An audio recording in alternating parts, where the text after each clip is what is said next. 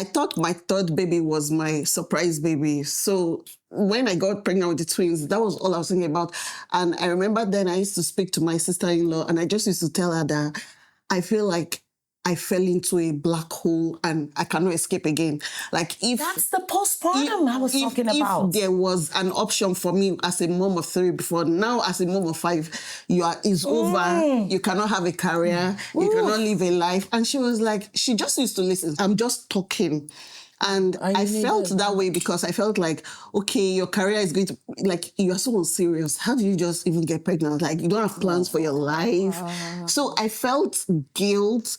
I also felt like, okay, with my other kids, were we not enough? Like, you have to add more. Like, we're now a lot. So I was like, I couldn't be there for them as I used to. So before that's something my dad used to say. He's like, you people hold these kids too much. You hold them so much. Let's release and let go. Them, So I felt like I was releasing too much. Like my son would come and be like, my teacher said we have to be here. And I'm like, I'm so heavy right now.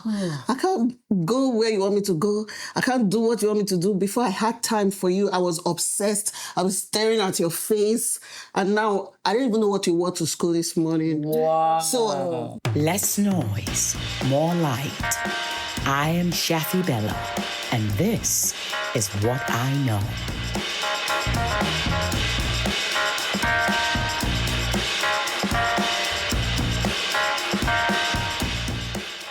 Everyone, it's Shaffy Bello, What I Know again. Do you like my little headpiece here? So when I thought about motherhood, I thought, okay, how do I come as a mother? So I just thought this is like a queen mother kind of look. So thank you for joining us today, wherever you're listening from or watching from. The topic we're discussing today is, very womanly, but at the same time, I would ask that the women in the house that are mothers, it's motherhood. So I think you should grab your husband as well. Dads, sit with mom or sit with wifey and listen to this. And I don't think this is a topic just for mothers alone. I believe if you're an aspiring mother, this will be a blessing to you. And on the show today, I have an Amazon, a woman that, I don't call her name. I hardly do, except when I want to address other people so they will know who I'm talking about. She is a singer, she's a mother, she is an actor now, she's a producer, she's a voice coach even. She wears many belts. Ladies and gentlemen, The Voice. You know I was going to say I The Voice. Waje, everyone. I don't think I needed to say that name. Everybody, Nigerians know. But for those in diaspora, because we have a lot of guests that will be watching in diaspora, she's a singer. You ever heard Whether I Want Night? Well, we do Whether I Want Bitcoin now. Whether I Want Bitcoin. Whether I Want Bitcoin. And another Amazon that we have with us today is a mother. I love my heart. She is an influencer. She is a food influencer. She's a cook, a chef. I don't know if I can call her that, but she trains us how to cook, what to cook. And she's an author. She's also a YouTuber. Look, let me tell you something. Mothers are doing it all. She's an author, she's a YouTuber, and it is Sisi Yemmie. hi. Welcome aboard. Welcome aboard. It's so good to have you. I'm so excited to be here. The first thing I'm going to say is this. You just had twins. Yes. How old are they? They just turned 1 Oh, bless. a week or so ago. Oh, wow. And you have how many? 5. Now you're a mother. Yeah. You know why I'm doing that? You are so opposite of me. Were you expecting the twins? No. Oh, They were a nice surprise. Well, Wait, look, let's talk about this surprise thing. How are they a surprise if we're doing the do. Well, I thought We're not types. You know why I say that? Yeah. Had my tube side. Me. I was. Yeah, we're gonna talk about all that because for me, I didn't just want a knew lot that of you children. didn't want- I wanted to stop. My ex-husband had to beg for me to have another one. Why was I it didn't a want- difficult pregnancy, the first? I had beautiful pregnancy. It wasn't pregnancy for me. Right. It's the raising of the children. It's not the 9 months. Yeah. It's the raising. the life. We have after. another show for that one. Yeah, you've got 3. How old are your children? the first one is 10. 10. Look at it. 10 what? 10, 6, 3, and now 1. 2 that are 1. Oh. Oh, God bless your heart. But it was a surprise. Yes, it was. Have you considered snip? Just the Did, but Not I you. think- I'm not just asking you because look here. That's why I all said of you us. should call daddy to sit or husband to sit. Yes. Daddy needs to consider snip too. Snip. No? Yeah, we've had the conversation. Oh, Yeah. okay. But it's just everyone has like, I don't want to Snip. I don't want to snip my side. You don't? Because I don't know, I've been seeing a lot of TikToks and that's why I was going to ask you. Okay. And a lot of women are like, there are side effects, your hair will start falling out, you lose your glow, Yeah. you do this. And I'm like, oh, okay, I don't know. You don't know. Have you asked a doctor? Because I did. I'm not going to. My doctor was actually upset because we were like, when you're doing the C-section, just do it then. So that morning I changed my mind and it was like, we agreed. What are you doing? Is our doctor female or male? Meal. Male. bless. And he's even advising you Yeah. while we're here. Should we snip? But you said no. Yeah, That's like I just interesting. had a change of mind. Well, that I can morning. understand I was this, though. scared. Yeah, the finality of Yes. it sometimes is Really? scary. Because recently I had to go see a gynecologist because I have like fibroids. Right? Okay, And yeah. I'm really considering taking them out. Okay. And because of my age, I'm quite young actually.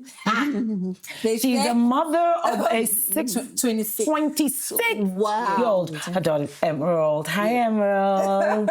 Yeah. So the option is while I'm taking the fibroid, I can have and just take out my uterus. And all that. But it's just because it gives a slim chance of reoccurring. So you're asking me, do you want more children? I'm thinking about it. Okay, I'm in my early 40s. Do I want more children? The raising is my issue. Yeah. If it was possible for me to give birth and somebody else raise, I want more children. And then just give me them back to me in complete package. Right. Because, a lot of it goes into you raising your children. Yeah. But then, for health's sake, maybe, taking out my uterus will be a better option. But the finality of it too. So I can understand why you won't want to tie your tubes because I don't know No. I think you guys are getting it wrong. Tying your tubes is not taking out your uterus. Yeah, Well, so there's the option, there's it's the an tying, there's the and tying then of there's two, there's the taking. Yes, don't go that far. My uterus is nice and warm. What they did was they went through my navel, Okay. snipped in there. So, you can't even see it anymore. But can It you was so untie it? tiny. Yes.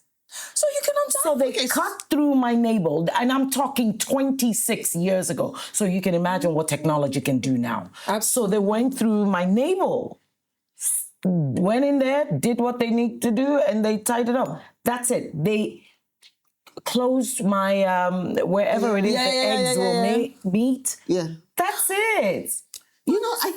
That was what I was meant to do. Yeah. But I think TikTok is really influencing me because I saw a lot of real moms coming to say, this is my tube baby. Like after time, I still got pregnant. So I'm like, this thing is not even But it's the one- 100%. the chance is very 99%. So I'm just like, Sure. see, when you feel like you're I going know to what be you the mean, though. scapegoat, if there's 99%, Yeah. I'm going to be that 1%.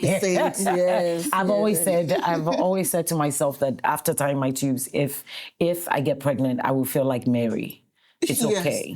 It's a holy The child. baby is meant to be here. That baby was meant to be here, but I was determined to do everything possible not to have any more. And for me, it was simply because, first of all, I'm not a lot of children kind of person. Yeah. Even with my two, my sister has I have 4 sisters, 5 sisters. I took my 2 to her, and she had 4. Making Always. 6. Yeah. Wow. Always. No, it's okay. Yeah. I took them there all the time. She wanted them at hers because it made sense. She loves children. We're all very different. So on that note, I want to play a video. And this video I want to play, the audience are going to get to either see it or hear it. But here goes. Did you, either of you want 3 children? Never have I. Didn't even want to. What's your favorite part of being a mother? When they left for college. I love the honesty. Because she was never home with them. She was at work. No, what I'm saying is, life became easier when they left home. Your favorite part of motherhood for both of you is when all of us left your house? Maybe not fully. Roma and I are not children people. We love our children, our family children. But not randomly, okay? We say, oh, my children now. None of that bull. So when we were home, was there a moment that was your favorite? Then you all was sleeping. Wow. That is shots fired. That was cold. Was there a favorite moment where you were like, oh, I actually like being a mom? I don't think it ever occurred to me. It occurred to you? You have not liked one part of being mothers? Absolutely. Wow. We love our children. Okay, But we never enjoyed motherhood. I especially didn't. Wow. did you enjoy being pregnant? Oh God, no, I was so sick. Sick to heart. I could only have Coke and French bread.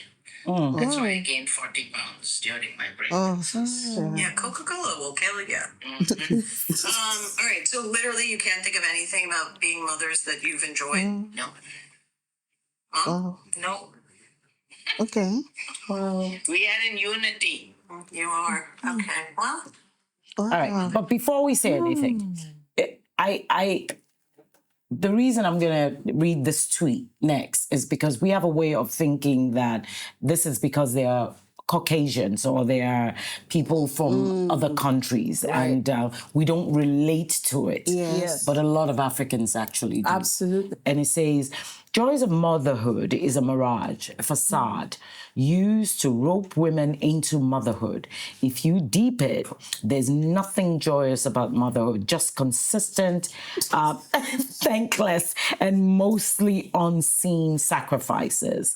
Giving and giving and giving of yourself till there's nothing left to give. And that was a tweet from a Ninja Queen, at Ninja Queen, I think. Wow. Yeah. Okay, so I wanted us to talk about this because I think there are different women on there's no doubt there are different women with different opinions on this set. So what do you make of that? I can't relate because I actually, and I'm not just saying that, even though I thought I just wanted 2 kids, and now I ended up with 5, but I really enjoy it. The only part I don't enjoy is not having enough money to do the mommy things I really want to do. But that's the only part I don't like. Like I would like, put everybody, let's go to Disneyland, let's do this. I love it. Yeah. But it's just the money part. Apart from that, I love it. The sleepless nights I don't like. Okay. But it's just a phase in my head. In the next 2 years, that will be done. Exactly. But I love it. Like, you enjoy being I derive a lot of joy from them. Like they are funny and they are witty and they are clumsy. Yeah. And it's just fun. So did you go through any postpartum? I wouldn't say depression, but my pregnancies were all C-sections.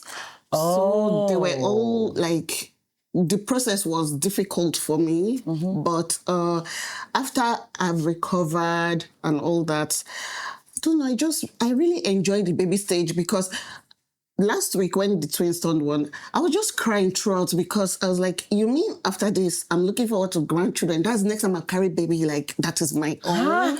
Like, I feel like I still need baby, but I wish I didn't have to go through the pregnancy process, but I still want babies in the house. In the house. Yes. Oh, you are nice. You are light. Honey, you guys, I am nice. We're so different. Now, what do you think? So, I'm very much like her, but also different. So, because I had my baby when I was really young, right? Yeah. Yes, I was still 18 at the time. So, for a while, my mom had my daughter because I had to go back to university and, then start a career and all that. My daughter moved into my house at 13.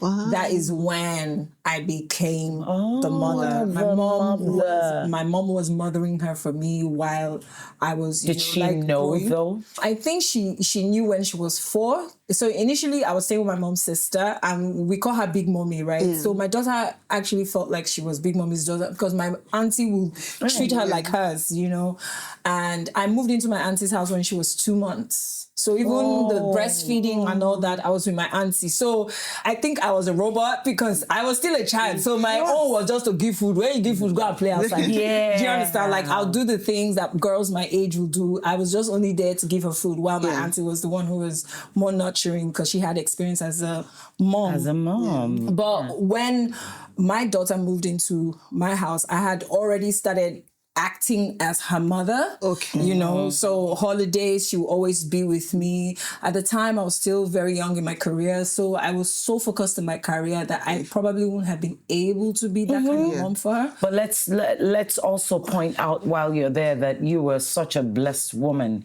to have people. Absolutely. Like I've heard of situations where there's stories. Shameless. Yes, it made it easier and shameless. Like my mom never did, my auntie never did, my family never shamed me. Of course, there were 1 or 2 people who did, but my auntie and my mom will fight you, like legit fight you. I remember my mom and my dad had a fight over, like, mama, we love it. I've never said this actually. This is the first place I've said it, and I'm very careful. Not to say, so people don't think that, are you trying to advocate for our kids? No, but family is very important. And wherever your child finds herself or himself, you have to be sure that you've built a sort of family relationship that can help them thrive, right? Yes. Yeah. So, but I'm very much a mom. So eventually when my daughter moved in with me, my brother got married, had twins. The twins had been with me since they were 1. Wow. Oh. Yeah, and they're 13 now. So I'm their mom. Their mother lives in London. She's working. Where's Dad? Dad is here, but Nami collect them. Oh. Yes, Nami collect them. It's almost like you are now paying back. Yes. So forward. And because at the time, my brother was working for me. He doesn't work for me anymore, but at the time he was working for me. And I'm the first in my family, so sort of like the breadwinner. At the time, I felt like I was responsible for everyone, right? Yeah. So the twins, they live with me. The third girl, who's not a twin, she's always in my house. My other brother, he lives in Canada now with his wife, but before they moved, they have 2 kids. Everybody, so I'm Big Mommy, that's my name. All the kids call me Big Mommy. But I'm not at the phase where Auntie Shaffy is. Welcome. Do you understand? So I'm at that phase where I don't mind being a mom, but I want to be a mom. You understand? So I've built a structure where in my household, the kids know, okay, mommy doesn't want to be disturbed. Go and watch it, play with your child, don't stress my life, And now because my daughter, we have such a great bond, but she too, it's a shocker for her because she's like, but mommy, you never used to like to enjoy talking to me. We sit down, we just, but now she's like, oh God, you could leave me alone. I just want my space. Was there ever a time she she resented you for not actually being... Absolutely. Because you had the twins. Yeah. So your brother's twins, yeah, you were nurturing as a mom. Oh, yeah. And she's probably thinking, why didn't she do that for me? Was there ever a time she resented you? I'm certain. There was a time when she didn't even have her own room to herself in my household because my house was always full. And, you know, because she was in global at the time, so it's boarding school, and then she will come on holiday, and you tell from her body language she's not exactly feeling this. I don't have it. So even teenagers, So even in my house now, because she's not married, so she's not moving out of my house. I don't live in another country yet. If she moves to another state, they call you Big Mommy. Everybody calls me Big Mommy. I'm very much like her, but right now, I'm not feeling motherhood as much as I felt it 5 years ago. Yes. And crazy thing is, Emerald keeps telling me, oh, mommy, you know, we want another one. I say, yeah, old enough to marry out yours, my dear. Are you willing to have another child? If you meet the right partner. And if the motherhood is soft, just like she said. Yeah. Oh, soft. Because my experiences are without a partner. I'm not married, so my experience as a mother is without a partner. Okay. So I don't know what having that life would be, and it's not the hungry me to have it again. You understand? Because if you were to meet a man and you guys decide to be together, first of all, you don't have to have children. He can't have children. I can help mother his own children. Maybe you'll meet someone who's a dad already, and so you can now be like a Brady Bunch. They call it. Absolutely. You put your children together, and then you guys, family. And it's a blended family. But in Africa here, there's something about saying you should have your own for him to solidify the relationship. No, is it the relationship or my role? Your seat in the house, in the corner. Because if you don't have that, I might not have your chair may be shaking. It will be wavering, right? Yes. Is it like that to where you're from? I thought it was like a Yoruba thing. So, no, I don't think it's a Yoruba thing, actually, because my mom is Igbo, my dad is Edo. And for every time I've met people from my side, either or, that's been the conversation. Oh, no, you give birth to... I say, how? With waste? How are you handling being a mom now? But first of all, let's even talk about this. What was your first reaction to that video and what I read? Innately, what did you feel? I could not relate to what she was saying. Either one of the videos. I could not relate. So I was just like, okay, it really is true that everybody has a different experience with motherhood. Yeah, so, absolutely. There are so many circumstances on how people become mothers. So that can affect like how they feel. Yeah. So we don't all have to have the same absolutely feeling about motherhood. Do you relate to what the Nigerian girl thing said about you just give? It's thankless and I relate. But I also think it's because of what people think motherhood should be. It should always be the mother who should give, you know. I saw a podcast of someone who I respect and admire a lot. His wife and his wife, they have a podcast together. Okay. And I think the clip I saw was where he talked about the woman carrying the womb and bringing in the children. So isn't it the woman's responsibility? And as much as because the woman is the one who brings life into the world, it doesn't necessarily mean that she's solely responsible for them. You understand? So I think that ideology is what makes motherhood difficult. Because if we are parenting at the same level, you parent 100 and I parent 100, you know, wanting to bring another life into the it will not be that much of a situation. And, this conversation or these women won't have said that, or the tweet you read won't have been all about giving, because then daddy knows that, okay, you know what, mommy wants to go on a vacation and I'll take over. Yeah. Or how about we plan a family trip? And even if it's not a family trip and it's just about your wife and then you guys, it makes it easier and even more fun for you to say, I love being a mother. Yes. But when it's only me, when it's time to pray, I will still pray. You will be sleeping, I'll pray from 9 a.m. to 12. Now only me know say, my children's life must be, that's what the problem is. My end, maybe because, our kids are not far apart, actually. I can relate to what the sisters were talking about. Right. Enjoying motherhood. Yeah. I did it because it was a duty. They didn't ask to be born. I am the adult here, and I'm their mother. I love my children. Absolutely. But I didn't do it out of, I can't wait. No. I did it all out of, this is what I should be doing now. This is the responsibility. This is my duty. I should have children now. Married, children.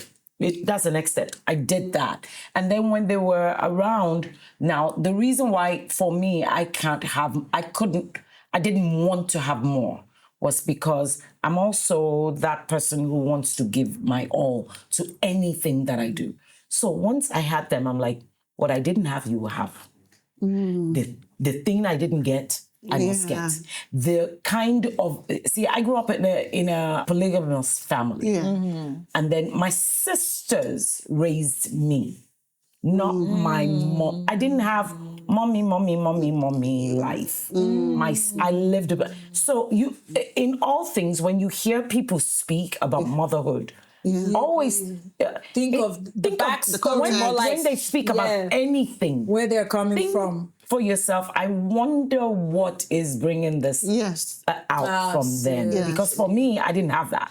So I didn't have that, my sweetheart, you dress like this, and mommy loves you, kind of lie. I didn't have that. Some people do, and some people didn't. But for me, I didn't want to have a lot of children. So when I hear her, I can relate. So I did it so well that my daughter will ask me, but you did such a good job. You were, because I rose up to it. I must do it. And the dad was there too. I mean, we did it together. You are talking about soft life. Yes. And you're in Nigeria with nannies, I'm sure. No nanny. There's no nanny. I can't do that. No, me, I've said I can't do it too. Because my friends who live there, can imagine. They have to do everything themselves. And I'm looking at people are like, Sisi Yemmie, will you japa? No. Do you want to kill me? I will not. Those women that you hear speaking, those are women who probably gave up their careers to raise their children. And you want them to love it that much? No. So by the time they were grown enough for me to detach and leave it and go seek who I am, you took it and ran with it. Yeah, so it's very different. So from the lady speaking the Niger, I get it, but I still loved being a mom, and it's not thankless. Yes. I'm sorry. It's not thankless. No, absolutely not. It's not thankless. No, it's not. Yeah. Absolutely not. And it's interesting that you're speaking of your own experience because I find that there's a story of someone I know who there's resentment with her and her mother. And to be fair, her mother was always there. But you see, the thing about motherhood is sometimes you made mention of the fact that we know they didn't beg to come to earth. And I'm learning, even in my relationship with my friends, I find that there's a certain way the world has told us this is how we're supposed to love people, love our kids. We have to do this. We have to do this. But every individual born on earth has the way they should be loved, not the way we know how to. Yes. Absolutely. So when we mother the way we know how to, we make mistakes that sometimes bring a certain kind of resentment. Like even with my daughter, I had a conversation with her after COVID. We started getting closer. COVID brought us together. I had to apologize to her for the way, my method, because I was hard-handed. You know, I was the type of mom that would beat you and beat sense out of you. And interesting. Let's be honest, it's abuse. Yeah. You understand? So I had to sit her down and you know, you asked the question, how did my nieces and her you raising because my nieces, I don't stand them. I speak to them. I have conversations, and my daughter probably is looking. I'm like, oh, you were not like. So even when she's scolding them, I'm like, easy. They're only 13, and she's like, really? Right. You know, that's because that was the way I thought motherhood should be. Nobody really taught me that you can correct a child this way, you can. So I had to sit down with my daughter and have a conversation with her. Say, for every time I hit you that you thought I was being mean, I just didn't know how to do better. So I apologize and I'm so sorry, you know, and it was an emotional moment for me.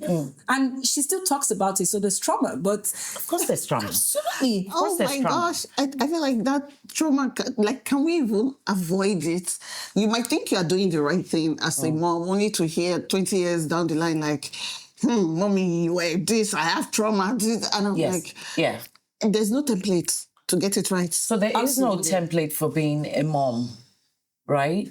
A lot of women are figuring it out. And in this moment, I would like to tell you, young lady, if you're being a mom, you're doing the best that you can. Nobody showed you that this is the book of mom. Now they have books, but those books don't compare to pop. They're here. Yeah. You almost forget everything and you're just being mechanical. I was at a function recently and I was talking to young ladies as I normally do on my going around. And a young lady came to me and said, how do you do it? Like right now I have young babies at home. And immediately she said it. And I pulled her aside and I said, what's going on? And she said, I feel like I'm losing myself. Yeah. You have to fight for yourself to come out. That's what I told myself. Like, you have to fight to be seen. You have to fight for what you want. Do you know that in the moment I said it, your emotions changed? Yes. Yeah. Terry. Yes. And because I knew it was. You can relate. I can relate because when I got pregnant with the twins, I thought my third baby was my surprise baby. So when I got pregnant with the twins, that was all I was thinking about. And I remember then I used to speak to my sister-in-law and I just used to tell her that I feel like I fell into a black hole and I cannot escape again. Like that's the postpartum I was talking about. If there was an option for me as a mom of 3 before, now as a mom of 5, it's over. You cannot have a career. You cannot live a life. And she was like, she just used to listen. Sometimes she'd be sleeping and she'd be snoring. I'll be hearing snoring, but I'm like, I'm just talking. And I felt that way because I felt like, okay, your career is going to, like, you are so unserious. How do you just even get pregnant? Like, you don't have plans for your life. So I felt guilt. I also felt like, okay, with my other kids, were we not enough? Like, you have to add more. Like, we're now a lot. So I was like, I couldn't be there for them as I used to. So before that's something my dad used to say. He's like, you people hold these kids too much. You hold them so much. Let's release and let go. Them, So I felt like I was releasing too much. Like my son would come and be like, my teacher said we have to be here. And I'm like, I'm so heavy right now. I can't go where you want me to go. I can't do what you want me to do. Before I had time for you, I was obsessed. I was staring at your face. And now I don't even know what you wore to school this morning. Wow. So there was guilt on every side. And what's the age difference between the... The older is 10. The one before the twins. She's 3. So I even felt bad for her because we had to stop breastfeeding. I see what you mean. Yeah, I think my children felt like the babies were toys. So everybody was obsessed with I want to be the one to change the diaper.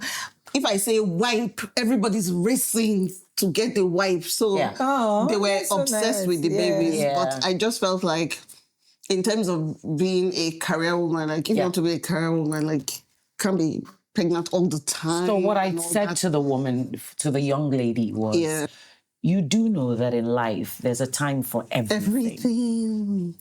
When I was much younger too, at the age of 30-something, I had little kids.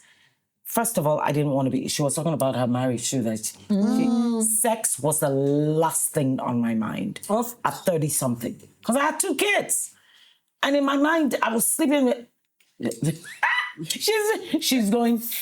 Yeah, because people sent me lots of comments. They're like, I turned 40 last year. So they were like, you turned 40 and you just had, like, you don't used to rest. That's the same. They will leave comments on my post. Sisi Yemmie, use your night to sleep. I felt too exposed. I was just like, oh my God. Nobody will take me seriously after this. I love it. But yeah. No, I love it for you, sister. Come on now. I had to tell her that it's your season of raising your children. There's a season for it if you're a woman. The only thing is I just know that we need to add the dads. Like, it's our season of raising our children. Which is just... You remember when I said... Because my mother will always say that she has 5 kids. I'm the first. I'm sure she will say that motherhood, that if you ask her, Mommy, how did you brought it inside her? I can tell that. She was like, oh my God, you sent me this message where I go. You know, she will tell you, oh, her kids are her everything, her joy. Of course. But even I know, as a human being, it's gonna be stressful. Auntie Shaffy, remember when I got here, I said, motherhood, it never ends. It never does. And as the kids grow older, right, and the roles reverse slowly, and you start to become the mom. Yes, you now realize that sacrifice, you start asking yourself, was it worth it? Because you brought a life into this world, you've stopped your career for this life, you've done everything you can do to nurture this life, right? And then you're still trying to find you. And at that point, some people never discover themselves after. You are, lose themselves. You know, educated enough and probably very resilient enough to know that at this point, at this age, it was time for me to go figure me out. And I got the backlash for it. Of course, you know. And your kids are still young and you probably do the same. But even you're not even waiting for them to get to that point. You're on the podcast. Some moms will probably just not even do anything. Right? So you see, so there's identity that you're now trying to find and you can't find it. And then the child grows and the child believes that your existence is for them. Yes. There's that time. It's not Preach. Yes.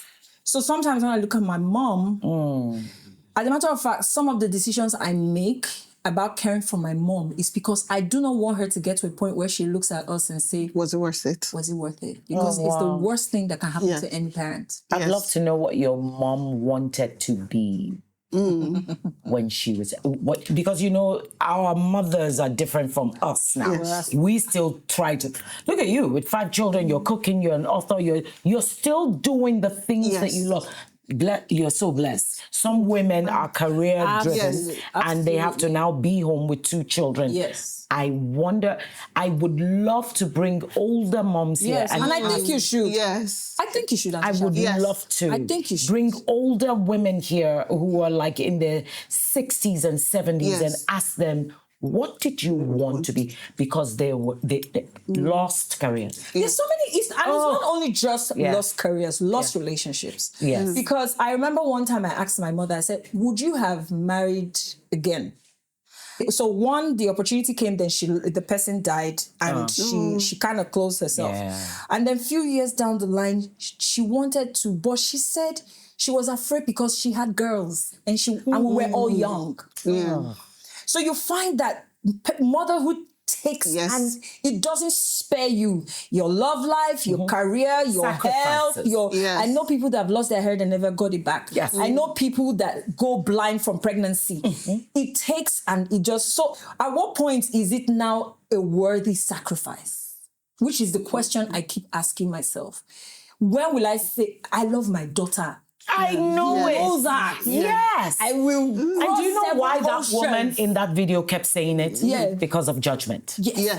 She kept saying, no, I didn't like it. I didn't want to. Was there a moment you actually loved me? No, but I love my children. Yes. She kept saying it to reiterate the fact that don't get it twisted. Yes. And same for me. I absolutely love my children. Yes. But I just did what I had to do. Yes. Unlike for you now, I think there are some people like that. My sister loves children. She wanted to, just 4, she wanted to keep birthing and birthing and birthing. And to me, I'm like, what is wrong with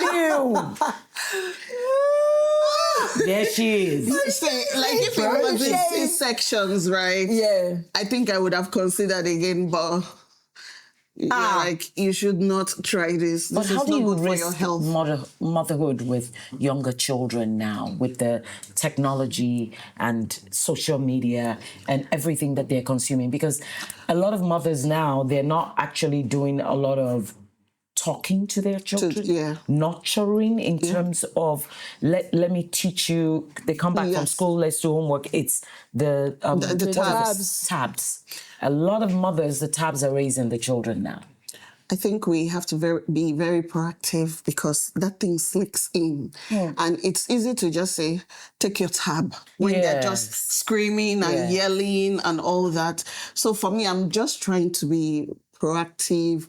And I think I get a lot of my information from other mothers on social media. Like we have the opportunity to rub minds and talk about this is how to do it. Don't give them a tab in the morning. So now, before I used to be like, okay, you can give them a bit in the morning. But now I'm like, okay, you don't need it in the morning because that's distraction first thing in the morning.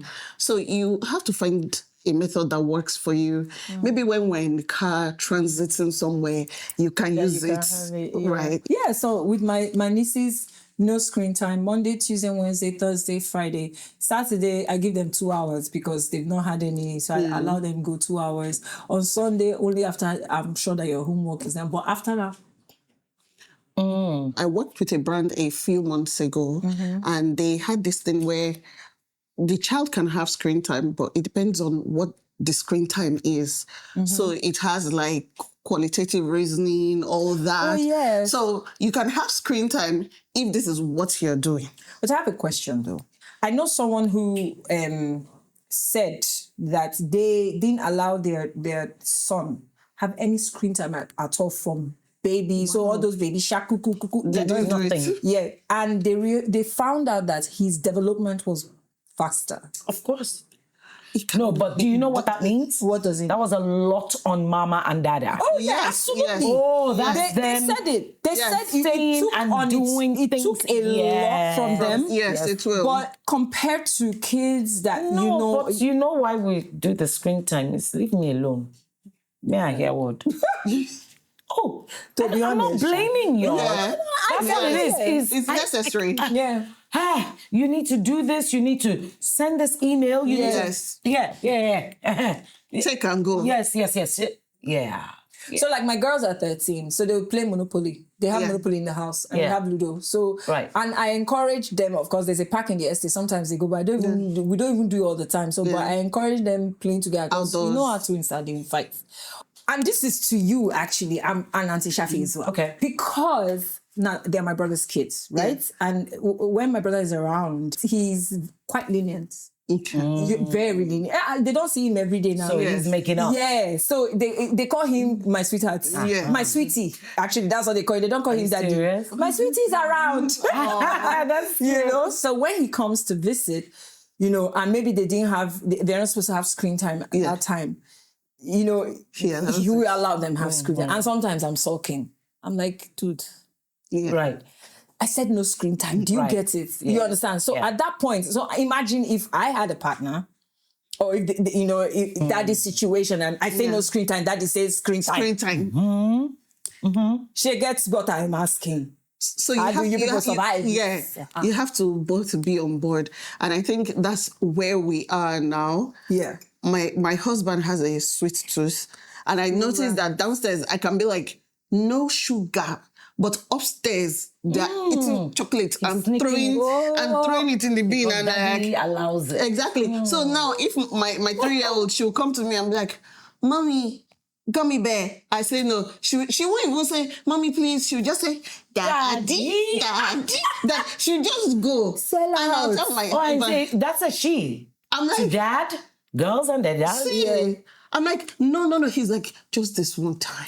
It won't kill That's them. my kids. It's just gummy bears. It's just see. Or sometimes we're like, screen time ends at 8 p.m. And then upstairs is like, see, they're kids. Just let it go. Just.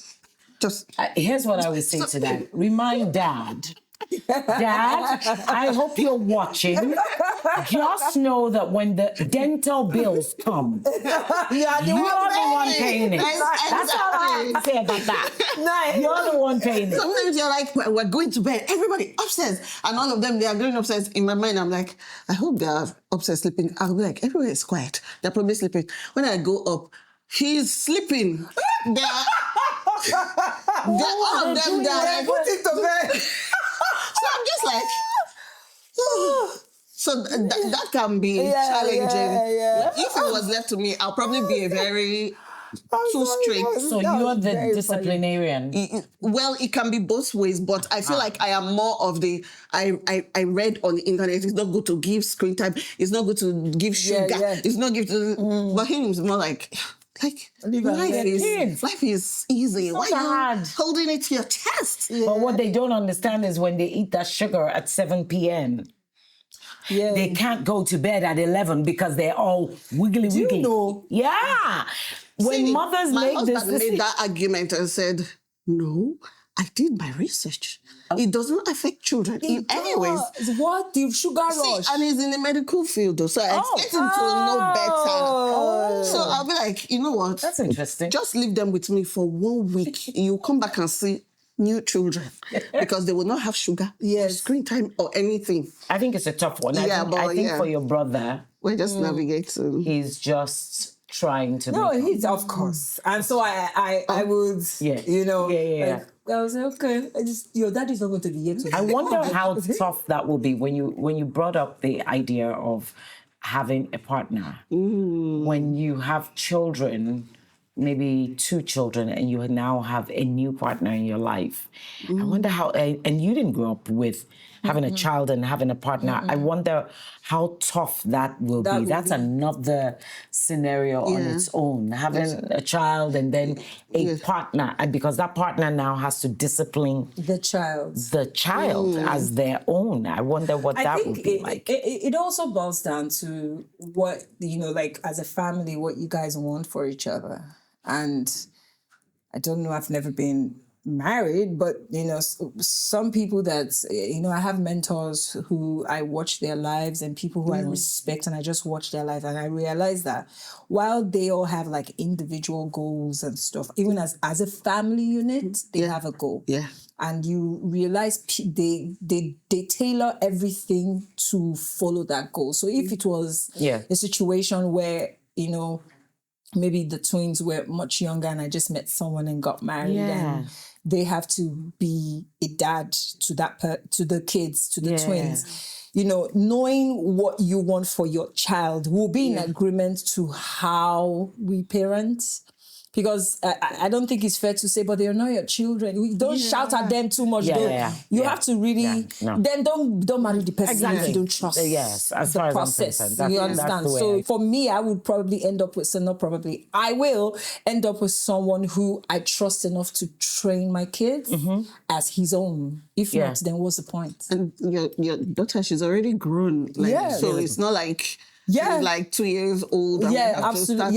Training. Did you get judgment as a singer face of a lot of girls looked up to you, a lot of women? Yes. Did you get a lot of judgment from women and from people generally being a young mother? Mother, of course. Of course. There were times when it wasn't something I always liked to talk about, and especially because of my background. But did you hide it in the beginning?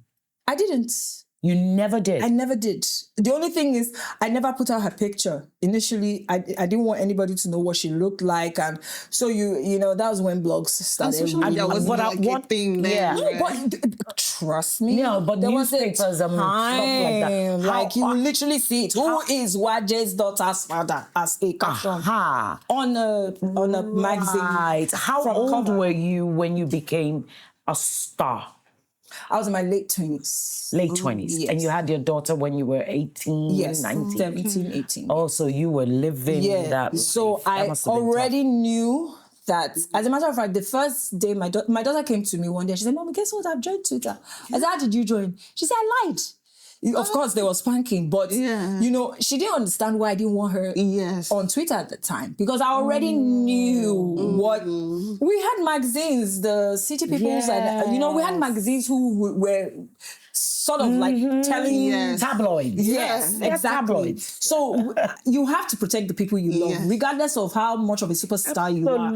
You have to protect your child. You have to protect her family. Yeah, you know. And I just didn't think that it's my business telling anybody else's business in my family, and my business is to tell my business. Yeah. You know? So, and I extended that to my child as well. When she got old enough, I put out her picture first because I didn't want somebody to take her picture and put out your own narrative before somebody else did. It was intentional. It was very intentional. I didn't want, you know, maybe she goes out with a friend and they take pictures and that's what I just done. Next thing, and you know how the world is a crazy place. So I decided that the first time I put out a picture of my daughter, I put it out myself because I knew that I wanted to be able to control the narrative, right? That makes sense. So I got, every time the conversation will come up, sometimes people will go, oh, wow, bless, she's now grown, thank God, and all that. But there was a time when it was all, sorry, because of my gospel background as well. All of that. That came Christians and you're a single mother, you're not married. You have children. How can that be? Yes. The guilt of it all, though. Do you ever feel guilty as a mom being busy, going after a career, when you have to write your book and cook and do all that? That takes you away from the children. Yes. Do you ever feel guilty having a job and...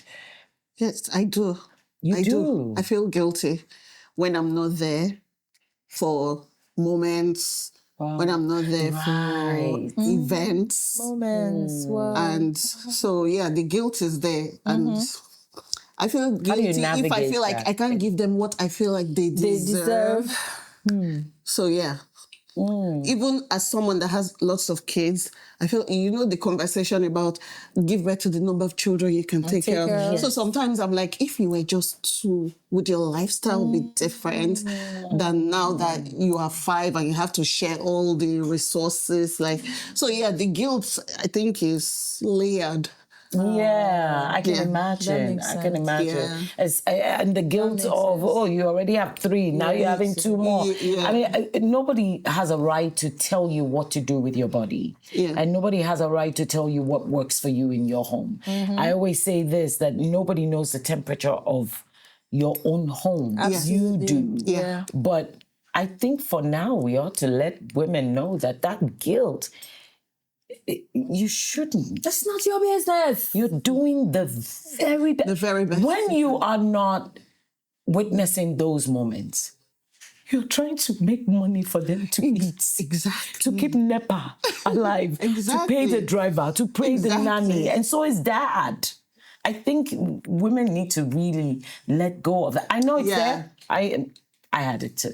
But do you think that even when women let go of that, women should also be open to their children to let them understand that as well?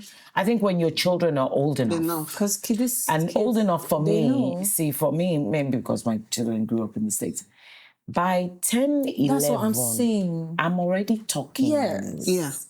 I started talking. When I say talking, I sit down and watch... I used to watch Oprah Winfrey show a lot. I grew up on it.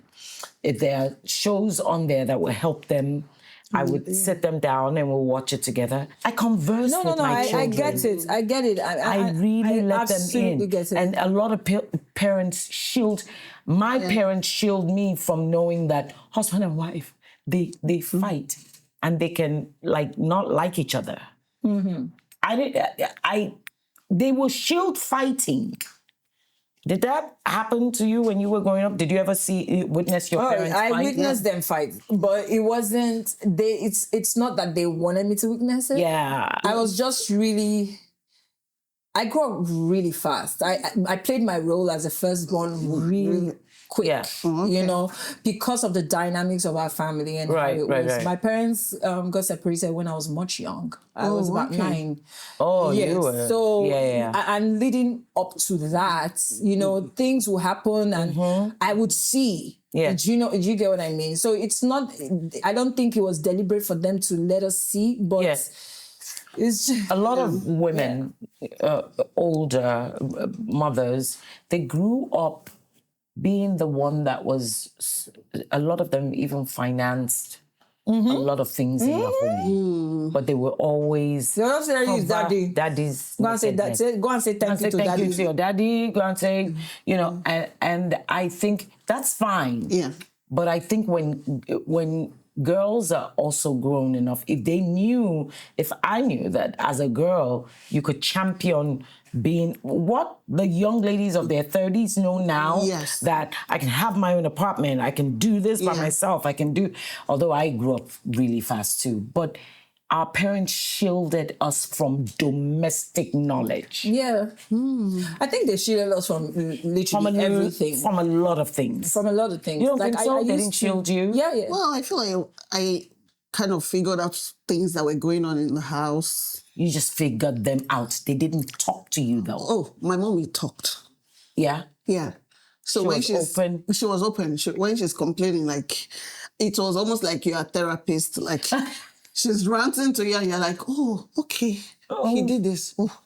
So what do I do now, Mommy? Because I didn't have the answers. That's true. But we have to be careful now too. Yeah. You have to really know the age to dump on your children because sometimes they don't know what to do with it. You dump all that on them. They're still dealing with peer pressure in school, coming back home to now see mom be talking and all that. So I was thinking a lot. I was always like, what? I don't understand what's going on, but yes. How does motherhood affect your relationship? With my husband? Yes. I feel like now I have like a lot of expectations. From him? Yes. Really?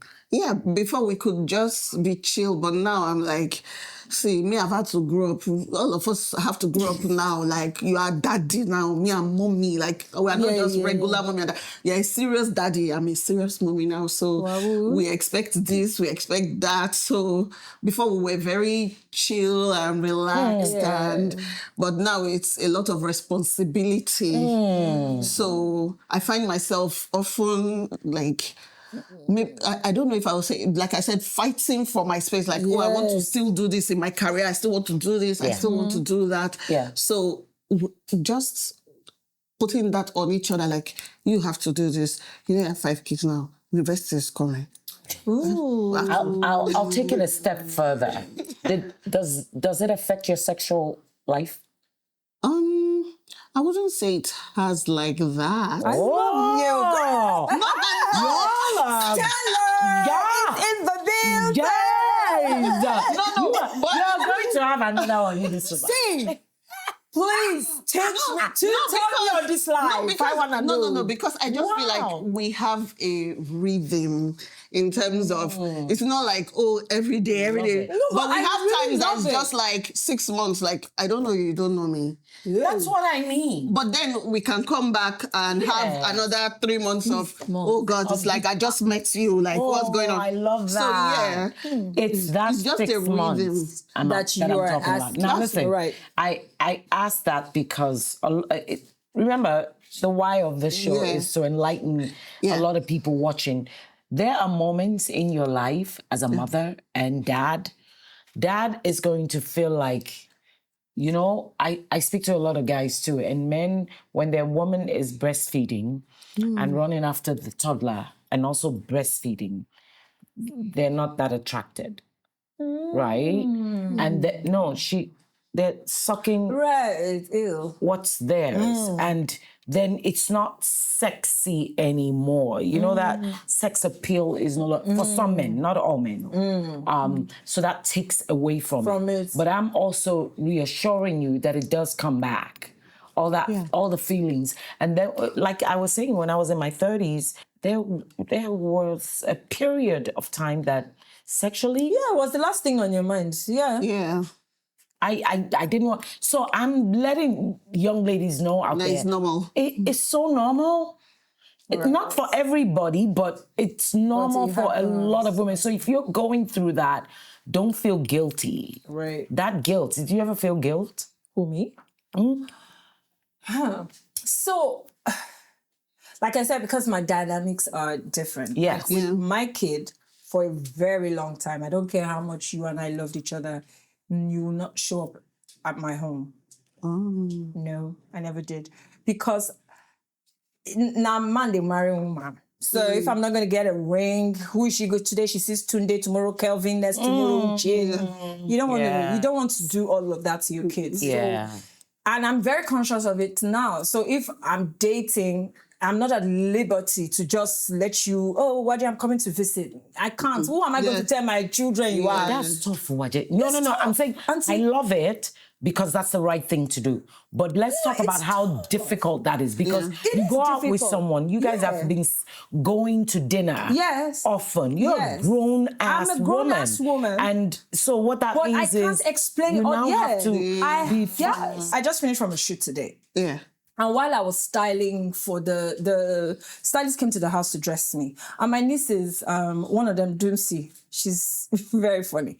So she says, "Oh, big mommy, you look nice. Where are we going?" I said, "I'm preparing for my wedding." She said, "God forbid." I said, Doomsy, hide me. I will marry in this life. What do you go? She said, "You want to bring a man into this house?" I said, at 13. So they have friends that have conversations, you know. So I had to call her, say, okay, explain to me where this is going. Because first of all, they know Big Mommy doesn't come with a random. Right. Do you understand? Right. So in their mind, like, we've not seen anybody. We have not had any conversation. Then you are getting married. So Big Mommy, we are going to live with who? I'm not living in this house. I'm going to live in this house. Oh, so they don't even figure out that Big Mommy is dating. Yeah. So I'm very careful. That's why when my daughter was younger, I was very careful. Also because I've heard things, I've read stories, I've seen things, I've had experiences. So, you know, unconsciously you try and shield your children. Absolutely. But knowing what I know now, dating, it has to be really serious, like we're cutting for me to bring it to my children and say, so this is Big Mommy's boyfriend. We hope we get married. You know, and then I take them because they are not dumb. So you just leave them to be having their own conclusions. And before you know what is happening, you've taught your children that any man can just come to your house anytime. So I'm very you have to be very careful. You know and disciplined. another thing I wanted to discuss is the fact that a lot of mothers are going through this right now. It's actually an epidemic. Children and drugs. The teenagers, the young ones, and drugs. It's a lot. It's a lot. It's a lot. And a lot of them, I mean, like somebody asked me, so what will you do if you find out your child is smoking weed? And I said, it's not like I'm going to be running out, hey, what's that? We'll sit down. Okay, so I'd like to know, young lady, young man, okay, how bad is this? Is this something that we should be concerned about? And you know, the funny thing is, if you're an attentive parent, you would sort of have an idea. Sometimes they're good at hiding it, but you sort of have an idea that, but I must say too, weed is not frowned upon anymore. Our doctors are smoking it. Aunties are smoking it. Moms are smoking it. Dads are smoking it. Uncles are smoking it. Yeah. It's out there now. Absolutely. Very true. It's there. It's quite separated from drugs. Okay. Although it's there. So. Yes. I agree that it's quite separated. But That's why it's legalized. Clap. I didn't know that dance. No, but it's legalized now. Yeah. Hence why. Oh, it's legalized abroad. In some states, it is. In the U.S. and a lot of states is legal. In London, Yes. Now they don't catch you, they stop you, find weed in your car, and it's a problem anymore. Okay. Oh no. So that's why I subscribe to having a conversation, right? Because the thing is, like you said, our kids are smart. Yeah. My daughter's 18th birthday, I took her to a beach house with her friends. And I'm not saying every parent should do this. It was what I thought was best at the time. Right. So if you don't think it's right, you can put respectfully give your opinion, right? So I bought a bottle of alcohol and I put it table and told them to bring glasses. There were 2 of her friends and her. And I poured the drink for all of us. Yeah.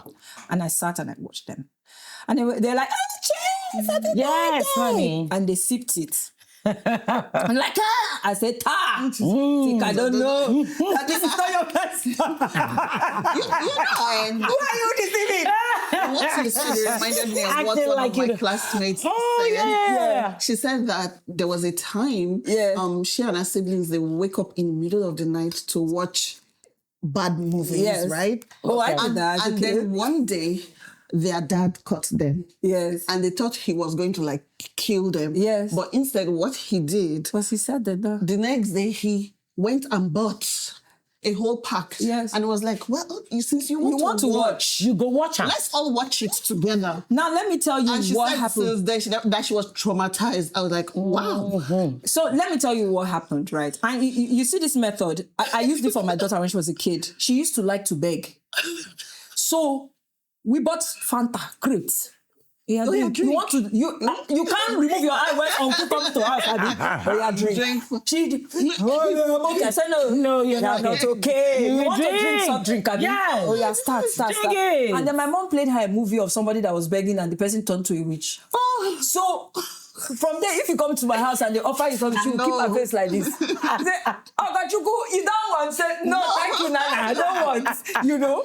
So that day, I poured the drink and gave her friends, and I make her friends comfortable enough to come and talk to me because I always tell my daughter, I'm your best friend. You have best friends, and you can tell them anything, but trust me, I'm the only person on earth that wants your best 100%. Because where you came out from is still paying me, so your friends can. You get.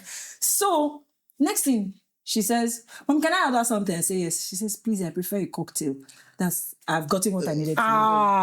She preferred a cocktail. So you now know what I now knew I didn't have to now start worrying about my alcoholic or anything like that. Because if at that age, the girl just, I would have gone to prayer house. Oh my God. Do you understand? For me, I just checked their temperature with that. Yeah. You know, to know that, I'm not against your drinking, but drink responsibly. Right. So it's the same thing I'm saying. You know, like I feel we should be able to talk to our children enough for them to know that, okay, if this is what you think you want to do, these are the consequences. Yes. I'm not going to chase you all over every street shouting, don't do drugs, don't do no.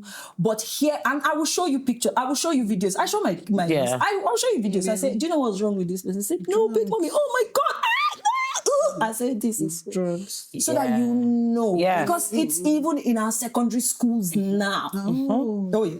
Yeah, because recently we found out that it's such a pandemic with young boys, young girls too. I mean, come on, you've heard of the tabloids of maybe an artist is on drugs or whatever, but those are not compared to. And I met a woman once, I was at a spa.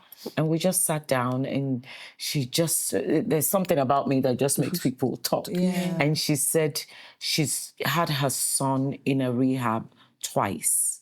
And I said, there are rehabs here? Oh, yeah. She said, may God not let you know. Amen. May God not let you know where they are. Yeah. I didn't know either until it started happening. And I started finding out. But the shame of it, of having Her son was, and they are a wealthy family. It's different from, there's this thing about if it's a family that's like downtrodden. It's almost like, okay. It's expected. Yeah. But then there are the ones that are going through it the most, that are hiding it, are the ones who are the educated, influenced, and rich Because it's families. an expensive habit. It is. Very It's an expensive. expensive habit. Very expensive. It's very expensive. But the lower class ones are now, they are drinking. I mean, there's an area of a family friend of mine we went to visit, and in the morning, I kid you not, I'm not exaggerating, they were lined up like zombies. Wow. Young boys on a Monday morning. Yeah. So that is also something that, you see, she's shocked. But I think one of the things that's not letting us talk, I think Pastor Femi Lazarus talks about this all the time. Even my pastor, Dr. Pastor Tony Rappo. Tony Rappo, has a rehabilitation center. Yes. And he has an NGO that deals typically with drugs. It is such a huge part. And it's not just drugs.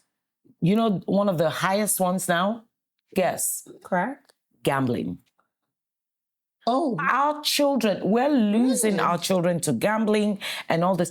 Why do you think they put this alcohol in there now? What Sachets. Alcohol. Right. Y'all, are you... No, you guys I know the sachet one now. I know it's small.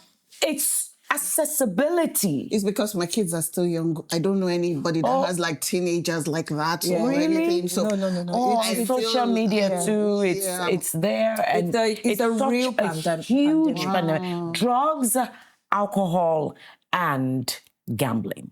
So what do you think is the solution to that? Don't have money. So they don't have money to gamble. I don't think that's it. I think that we have to get to a point like it used to be back in the day where a child is Everybody's our child responsibility. The village. And yes, and you understand, because I read something about, but this was done abroad when there was maybe like a parent-child day, something, and most guys who they put it out on social media and said that there were so many kids who didn't have dads there, and the whole community showed up. I feel like everybody, when it comes to parenting, and I'm sorry again if I am wrong, but statistics will show you, or maybe not even data, but the back of your mind, you're thinking the mother. I think if more men showed up, whether they are your... and when I say men, I don't mean only fathers. I mean aspiring fathers, good young men that have been brought up, and they come out and create the kind of community that young men will aspire. And just like you said, it's not just dads. It is the uncle. Hey, uncles. Come here. Do you understand? What are you doing? Why did I see you doing that yesterday? Yes. If I ever see you, say something. If you see something, say something. Our men need to rise up. It's not just on them. Yes. But I think the lack of them owning their space has left a lot of gap. Showing good examples to all these young men, that has left a mark. We get the blame a lot. But on this one, I think they need to show up more. You will find that most kids that have the dad and the mom, I'm not saying that and funny enough, single women raise wonderful children. And single dads too. And single dads too. Being single, but I think that what you just said, it takes a village. It takes a village to raise a child. I know a lot of people are kind of trying to do it alone. No. It's actually opposite, honey. Don't talk to my child. Yeah, like they don't want anyone... You can't discipline my child. Yeah. And you know what? I was thinking about that like last month. So I was telling my husband that we need to start having maybe once a month, let's say, barbecue at the house. And I was like, why do you need that? Like, that's just too much activity. I'm like, we are getting to a point where our children need community. and I need to choose my community now. So I need people that I have vetted, and these are the people I'm going to be inviting. And I want that if you are doing something, you should think, what will Uncle this say? What will Auntie this say? If they say what, like, you should be scared, because when I was growing up, we had all those uncles and aunties. You are even more scared of what they will say than what your parents are going to say. I did a lot of summer camps when I was young. A lot of summer camps, holiday summer camps.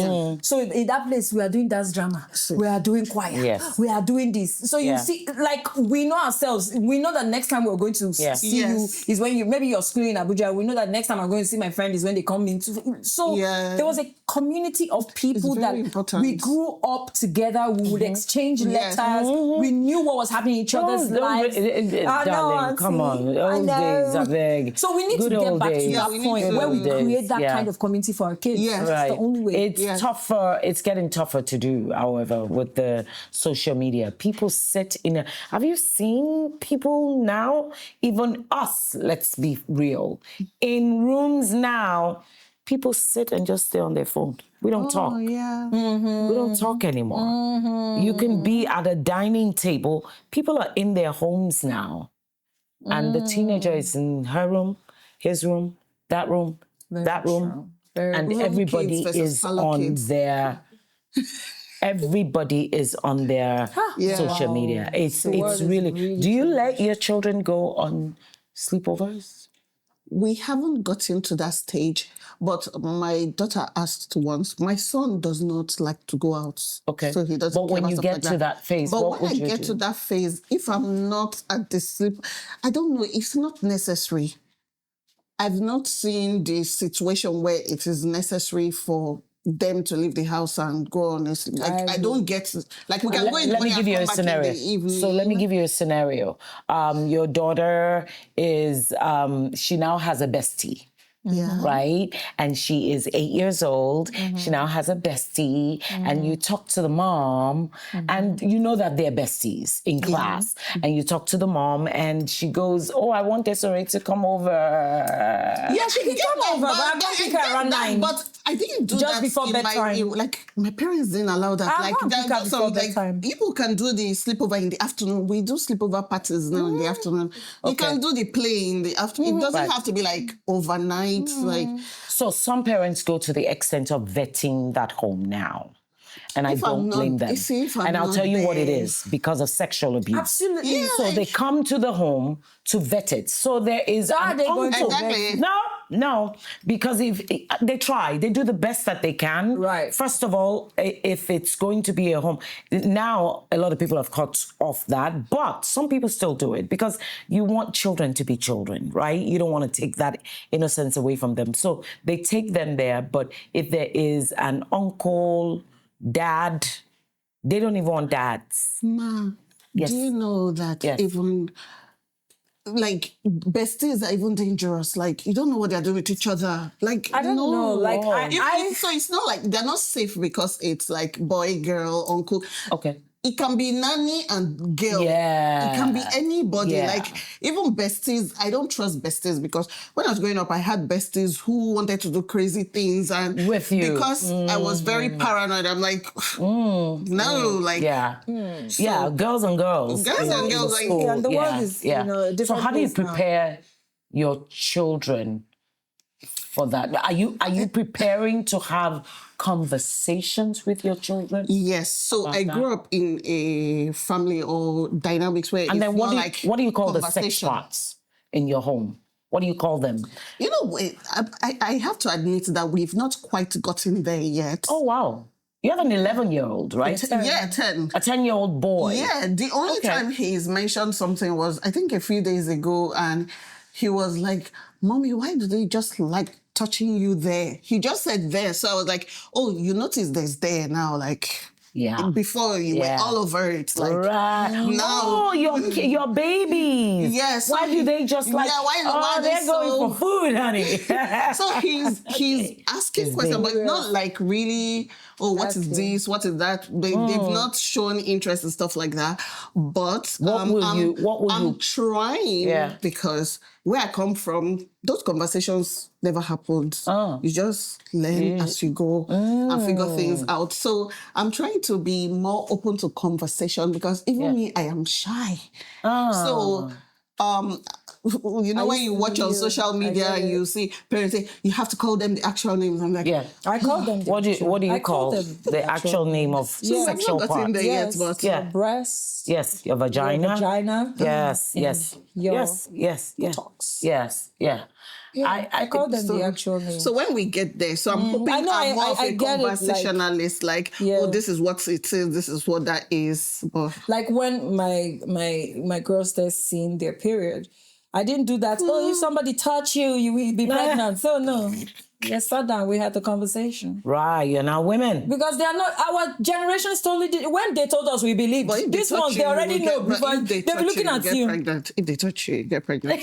I'm sure that applies to people like me. If they touch you, you get pregnant. So you have your mother's genes. If they touch you, you will get pregnant. But let's have the conversation.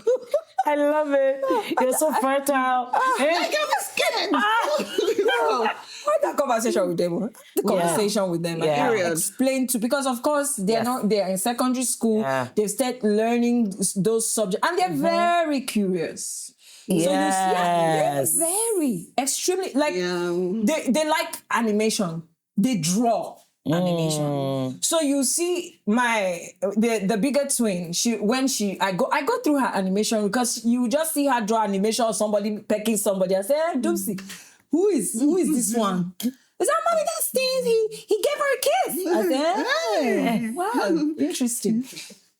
Why is she drawing something? Do you understand what I'm saying? Yeah. They have a curious mind. Course. So you have to create the sort of environment where you can know them. Yeah.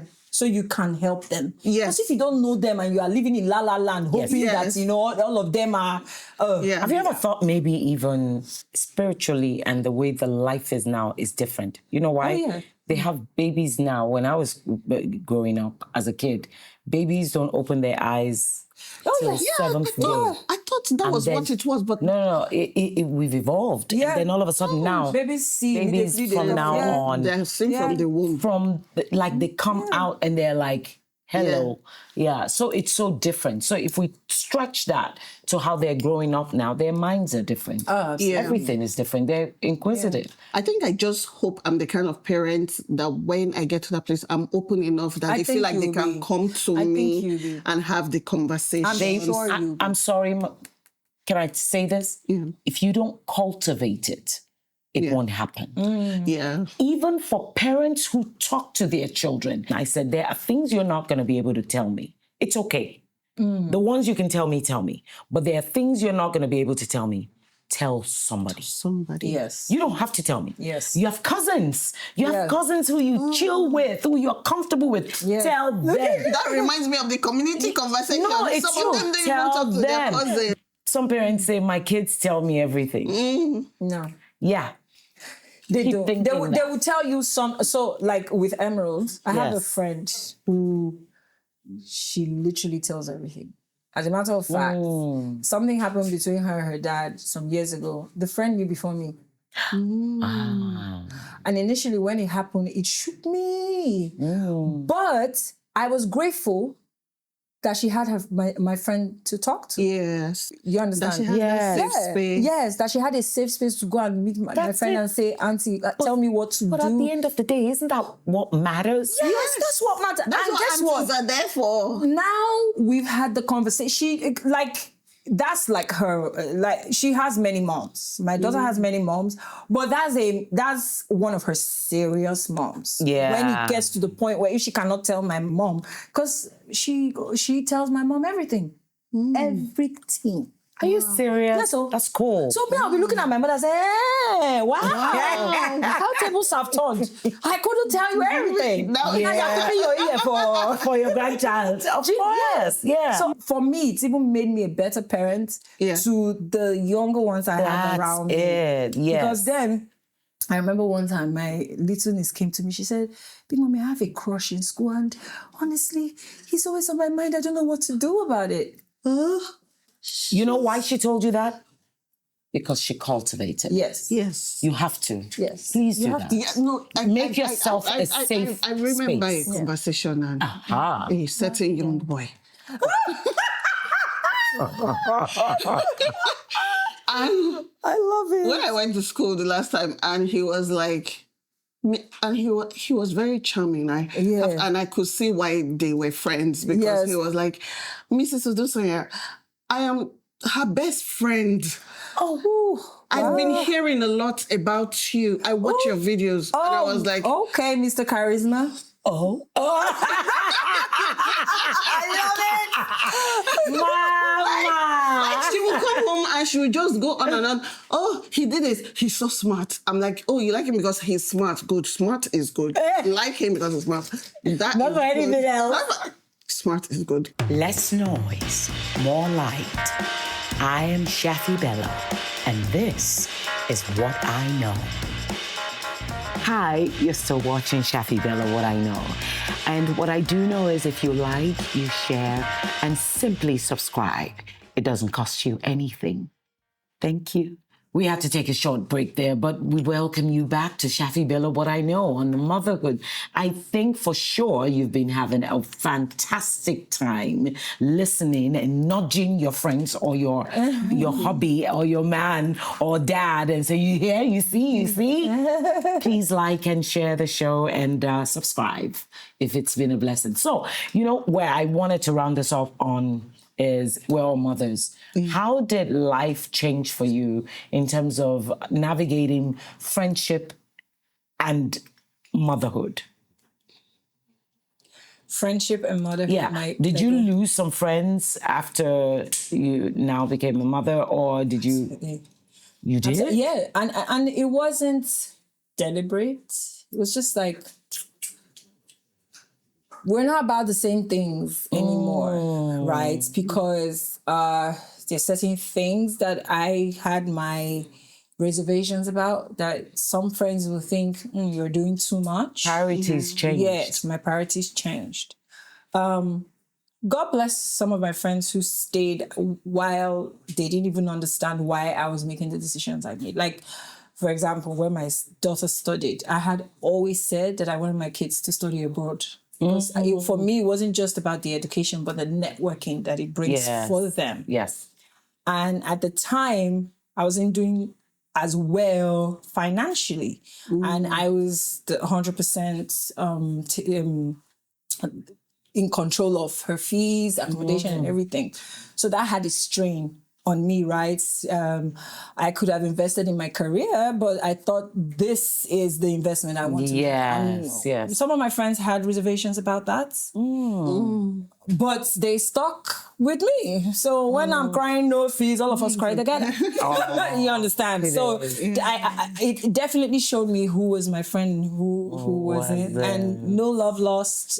Just priorities just changed. Absolutely. And we can't blame them for that. Oh, absolutely. And for them too, it was where they were at the time. Decisions they made at that time. How about you? How about for you? I think for me, it will be more about your realities change and your parenting styles. You begin to see that you have a parenting style. You begin to, maybe when you were just friends before, you weren't thinking about virtues and values and stuff like that. But now that you have children, you're like, okay, I really don't like this, what they do. And maybe they're even looking at you like, you're doing too much now. What do you mean no sugar? Like, so you find that you're at a place where you can no longer relate about many things. So that can happen to a lot of friendships. And it's not like we say, I hate you. No, it's just, it just fizzles out. Like, it just dies kind of like a natural death. And then you start to find your own people that believe in the kind of things you believe in. You start to raise your children how you want them to be raised. So it kind of changes the dynamics of friendships. Right. Yeah. Especially if you're a very intentional parent. On this show, it's called Shaffy Bello, What I Know, but it is What I Know. What do you know for sure about motherhood? It will transform you. Who you are before you became a mom will not, there's no going back to who I was. You will never go back to who you were. It changes you like completely. Can you prepare for motherhood? Yes. And I feel that's what affects a lot of moms now because they are not prepared. Like motherhood just happens. You just get married this year and suddenly you're a mom next year. You didn't plan in advance. What are some of the things you think women can do to prepare for motherhood? Financially, I feel like that's the first thing you should plan. A lot of women know that they're going to get married. Knowing that, how are you preparing to transition in your career? Because if you're going to have a career, you're going to transition. You cannot escape it. You're going to pivot or something. How are you preparing to do that? That's when I had this conversation. Because that's what really affects the soft motherhood or hard motherhood. Because now you've had a baby and you're like, okay, once this baby is like 8 months, I go back to work. But you get pregnant again and now you don't know what to do with your life. You are confused. But if there's like I know life happens, but if there's like a strategy, you have extra money, it can affect like you want to give birth in this hospital and let's say your husband does not have the funds for that hospital, you see that your motherhood starts to change. Like you're like, this is what I wanted. I wanted pink baby bowls. I wanted pink shawls. They're like, no, you have to make do with this. And you don't have options when you don't have money. You almost sometimes don't even have a say. That's what I see in the conversations online. A lot of women, their life is very passive. People are making decisions for them. Maybe sister-in-law is the one that went to buy your baby things because you can't even make the decision. You're not ready. So at the point where you know you're going to, even if you are not in a relationship, at the point where you know that you're ready to be a wife, the wife and the mom comes is a package. So you start. Except for those who decide they don't want children. Because I actually know a couple who they don't have kids. They're in their 50s. It's an option. And for them, they're happy. And some decide to do, that's it, surrogacy. That's also a very interesting conversation. How do you feel about that? I feel surrogacy works for people that have it. Like, it's just beautiful that no hope is lost if you're not able to carry a baby by yourself. Some are able to, and they still choose surrogacy. Now, that's where we have to talk about the ethics. The fact that you can afford something does that mean you should do it? There's the morality of it. There's the ethics of it. Like, I beg to differ. I'm sorry. Like, I was hoping you don't bring this conversation because... I feel like, to a certain degree, right, our culture and our environment has taught us that except you have suffered to something, you are not entitled to be called that. There are women who are mothers who have never given birth. Absolutely. Well, they are better mothers than the ones who've had mothers. Because if you, what I was going to answer when you said what I know is that you bring a child into this world doesn't make you a mother. That's what I know. So I feel... every couple, at the point where you're married, your body now is not just your own. Yes, we get it. But I feel like every couple can decide if they want to go through surrogacy, whether the person is able to give birth or not. It's their decision. Right. I think where I come in... The ethic, what is the morality? How is the surrogate treated? Because we've seen the informal surrogacy where it's like a baby farm where they don't take care of those. I'm not even going through. No, that's illegal. We're talking about I'm talking legit. That one is illegal. They need to close those places. The baby farms and all that. The purpose of doing it does not matter. It is how the process is maybe respected. That's what I mean by the morality and the ethics of it. Like how do you treat the person, the carrier, how is everything managed respectfully? Yes. For me, that's the big part, but not like, agree. I think it's better managed a lot abroad. Really, abroad, the legal aspect of it, the nurturing aspect of it, in every way, it's accepted more abroad. Now, here in this country, one of the biggest pillars of our culture is judgment. My drink is finished. I said I need water for that. We need it. We can toast to that, right? It's okay. It could be empty. Yeah, the judgment. That's a pillar in our culture. We judge a lot, and that judgment has taken us to a place where we can't even recognize ourselves. Because you know what? I get that. I get where some people will feel, if you can have a child, why are you not having the child? Why not? And some people also don't understand the fact that, you see that woman who wants to stay in her career, she might want that decision of, let somebody else have the child. It's my egg, it's my husband's sperm, let them have the child.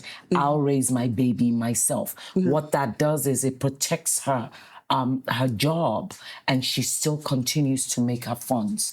We are also the ones that will judge her. She could also know herself emotionally, knowing that she can't handle it. We will also be the one to judge her if she has the baby and then go through postpartum depression. A lot of people don't know that that thing is so real. There's a film that Kehinde Bankole did not too long ago that she portrayed it so well. She literally, the woman, and it was a true story, woman literally wanted to kill her own baby. Yes. Yeah. It goes that far. But if a woman knows her own body, which we do, I cannot go this far. I would prefer. Now, some people also do it because they don't want to lose their figure.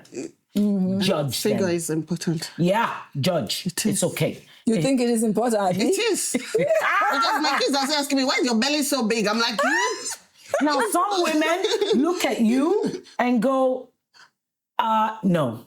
Yeah, so like, Now, I will very also ask this. What do people think money is? Choice. Money is something you send on an errand to give you comfort. You have money, you want to send it on an errand. Money is what makes you get a driver. Money is what makes you get a nanny. Yes. Money is what takes you to London to take your children to London. You say, I don't want to. So it's okay to have the babies and put them in boarding school. We don't judge them then. Also, people still judge though. Some people still judge that. So we will continue to judge. At which they won't judge. I am so glad you guys shared what you know. Thank you so much. What I know, if you do not center yourself to figure out what's good for you, everyone will give you ideas. How to be a mom, how to be a dad, how to be an auntie, how to live in this world.